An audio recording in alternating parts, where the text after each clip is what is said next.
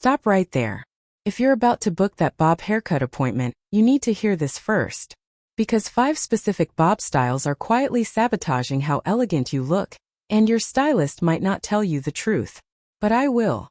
And more importantly, I'm going to show you exactly what to ask for instead that will take years off your face without looking like you're trying too hard. Hello, beautiful. Welcome back to Glow at Every Age, where we prove that style has no expiration date and looking fabulous doesn't require a trust fund. If you're new here, I'm so glad you found us. This is your safe space for real talk about looking and feeling incredible after 60, with tips that actually work in the real world, not just on a magazine cover. And to my returning viewers, thank you for being here. You make this community what it is. Now before we dive in, do me a quick favor. If you're serious about elevating your style without the guesswork, hit that subscribe button right now. It's free, it takes 1 second, and it ensures you never miss these game-changing tips. Trust me, your future self will thank you. Alright, let's get into this. Here's what nobody tells you about bob haircuts after 60. They're everywhere, they look chic on celebrities, and every stylist recommends them. But here's the problem. Not all bobs are created equal, and some of them, no matter how trendy they are, will actually age you instead of refreshing your look. I'm not here to scare you away from bobs. I'm here to make sure that when you walk out of that salon you look in the mirror and think, yes, this is exactly what I needed. Not what did I just do to myself? So today we're breaking down 5 bob styles you should avoid, like expired mascara, and more importantly, what to ask your stylist for instead. These alternatives will give you that polished, sophisticated look that turns heads for all the right reasons. Let's start with the first one. Bob1to avoid. The blunt straight across bob. You know the one I'm talking about. Perfectly even hemline. Razor sharp edges. Every strand cut to the exact same length like someone used a ruler. Here's why this doesn't work for most women over 60. It's harsh.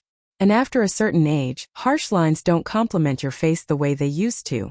That severe, blunt cut draws attention to any changes in your jawline or neck, and it can actually make your face look wider and flatter. Plus, it requires an absurd amount of maintenance. 1 week after your cut, it already looks outdated because there's zero room for natural movement. What to do instead? Ask for a softly textured bob with interior layers. This means your stylist will add subtle layers inside the haircut that you can't really see, but you can definitely feel. It creates movement, body, and a more relaxed finish that still looks polished. The edges should have a slight taper or soft point cutting technique.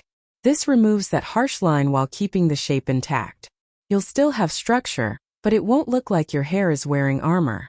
This version works with your hair's natural texture instead of fighting it, which means less time with the blow dryer and more time looking effortlessly chic. Bob2to avoid. The super short cropped bob. I'm talking about the bob that sits above your ears, almost pixie adjacent but still technically a bob. Now I know what you're thinking. Short hair is supposed to be youthful and fresh, right? In theory, yes. In reality, not always. Here's the issue. When you go too short, especially with a bob that hugs tight to your head, you lose the softness that balances your features. It can make your face look rounder, your neck look shorter, and honestly, it can feel a bit too severe unless you have very delicate balance features. And let me be real with you. This cut requires constant upkeep. You're in that salon chair every 4 to 5 weeks and that adds up fast. What to do instead? Go for a chin length or just below chin bob with subtle volume at the crown. This length is the sweet spot. It's short enough to feel modern and easy to manage, but long enough to frame your face beautifully and elongate your neck. The key is adding a bit of height at the crown. Ask your stylist for very light layering starting at the top of your head. This creates lift without making you look like you're stuck in the 1980s. And here's a bonus. This length is incredibly versatile. You can tuck it behind your ears for a casual look, add a slight wave for elegance, or blow it smooth for a sleek finish. One haircut, multiple personalities. Bob3to avoid. The stacked bob with extreme graduation. You've seen this one. Super short in the back, almost shaved at the nape, and gradually getting longer toward the front. It's dramatic. It's bold. And unfortunately, it's also really difficult to pull off after 60. The problem? That extreme angle and the severely stacked back create a silhouette that can look dated fast. It was massive in the early 2000s, And when trends are that specific to a time period, they age you instead of refreshing you. Also, the maintenance is brutal. The back grows out quickly and within 2 weeks you've lost that sharp shape. You're either living at the salon or living with a haircut that doesn't look like what you signed up for. What to do instead? Choose a gently graduated bob with a subtle A-line.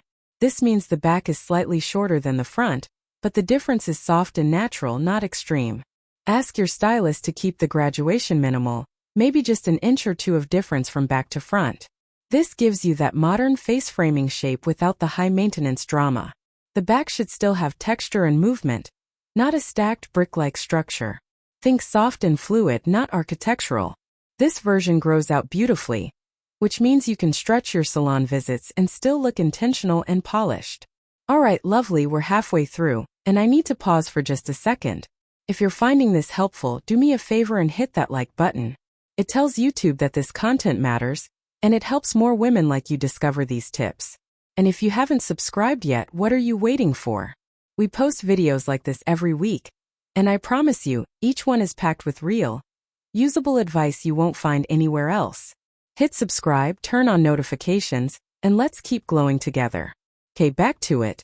Let's talk about bob number 4. Bob4to avoid. The flat, one-length bob with heavy bangs. This is the bob that sits all one length, no layers, no texture, paired with thick straight-across bangs. Here's why this is a problem. Heavy bangs after 60 can actually make you look older, especially if they're blunt and thick. They hide your eyes, weigh down your face, and can create shadows that emphasize fine lines instead of minimizing them. And that flat, one-length body? It drags everything down visually. No lift, no dimension, just heaviness. Plus, bangs require daily styling. If you wake up and they're doing their own thing, your whole look feels off. What to do instead? Go for a layered bob with soft, side-swept fringe or skip the bangs entirely. If you love the idea of something around your face, ask for wispy, elongated pieces that start at your cheekbones and blend into the rest of your hair. This creates that face-framing effect without the commitment or maintenance of full bangs. And it's so much more forgiving. For the body of the bob, ask for long layers throughout. Not choppy, not short layers. Long, flowing layers that create movement and dimension. If you have fine hair, this adds the illusion of fullness. If you have thick hair, it removes weight and makes styling easier. Either way, you get a bob that feels light, fresh, and modern without any of the downsides. Bob5to avoid. The overly texturized, shaggy bob. This is the bob that's been razored and texturized within an inch of its life. Tons of choppy layers. Spiky ends. That intentionally messy bedhead vibe. Now I love texture, but there's a fine line between textured and chaotic. And after 60, too much texture can actually make your hair look thin, frizzy, and unkempt, even when you've styled it. The razor technique used to create this look can also damage your hair over time, especially if your hair is already fine or fragile. What to do instead? Ask for a controlled piecewise bob with point-cut ends. This gives you texture and movement, but it's intentional and refined, not random. Point cutting means your stylist uses scissors to gently snip into the ends at an angle, creating soft, feathered edges. It removes bulk without creating frizz, and it allows your hair to move naturally without looking overly done. You still get that modern, slightly undone vibe, but it's polished. It's put together. It says, I know exactly what I'm doing. Not I just rolled out of bed. And here's the thing. This cut works beautifully whether you air dry or style it. That's the mark of a great haircut. It should look good with minimal effort. So there you have it. 5 bob haircuts that just don't serve you the way they should, and 5 alternatives that absolutely will. Here's the bottom line. Your haircut should make you feel confident, not self-conscious. It should simplify your routine, not complicate it. And it should highlight your best features, not draw attention to things you'd rather keep subtle. When you walk into that salon, you have the power. You get to decide what works for you. And now you have the language to communicate exactly what you want. Print this out if you need to. Save this video. Share it with your stylist. Whatever it takes to make sure you leave that appointment feeling like the absolute best version of yourself. If this was helpful, I'd love to hear from you in the comments. Which bob mistake have you made in the past? Or which alternative are you most excited to try? Let's chat down there. And remember, gorgeous, age is just a number, but style is forever. I'll see you in the next video.